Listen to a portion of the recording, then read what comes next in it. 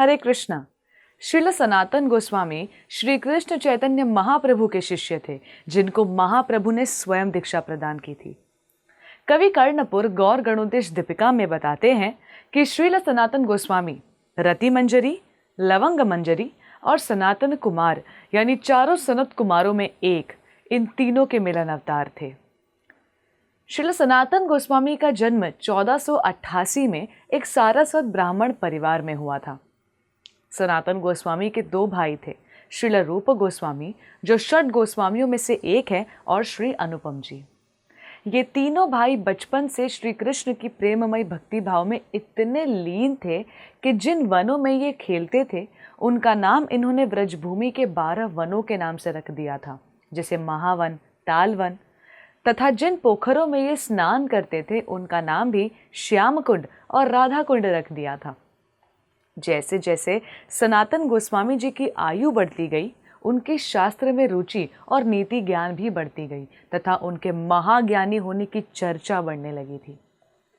सनातन गोस्वामी जी को कुछ कारणवश विवश होकर बंगाल के रामकेली नामक स्थान में नवाब हुसैन शाह के दरबार में मंत्री की भूमिका निभानी पड़ी थी, पर जल्द ही श्री कृष्ण चैतन्य महाप्रभु की कृपा से उन्हें पुनः अपने भक्ति में आगे बढ़ने का अवसर भी प्राप्त हो गया था। चैतन्य महाप्रभु ने श्रील सनातन गोस्वामी को वृंदावन जाने की आज्ञा तथा उन्हें 4 प्रकार के दायित्व सौंपे थे।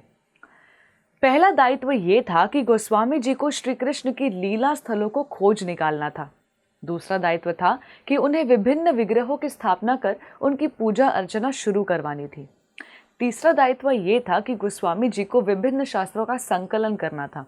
और चौथा दायित्व उन्हें ये सौंपा गया था कि वह विग्रह पूजा की विधि सभी में प्रचार करे। इन सभी दायित्वों को गोस्वामी जी ने बखूबी निभाई थी। आज जिस व्रजभूमि के दर्शन हम कर पाते हैं, उन लीला स्थलों का उद्धार न हो पाता अगर गौड़ीय संप्रदाय के षट गोस्वामी न होते। आप सभी को श्रील सनातन गोस्वामी के तिरुभाव दिवस की हार्दिक शुभकामनाएं। धन्यवाद।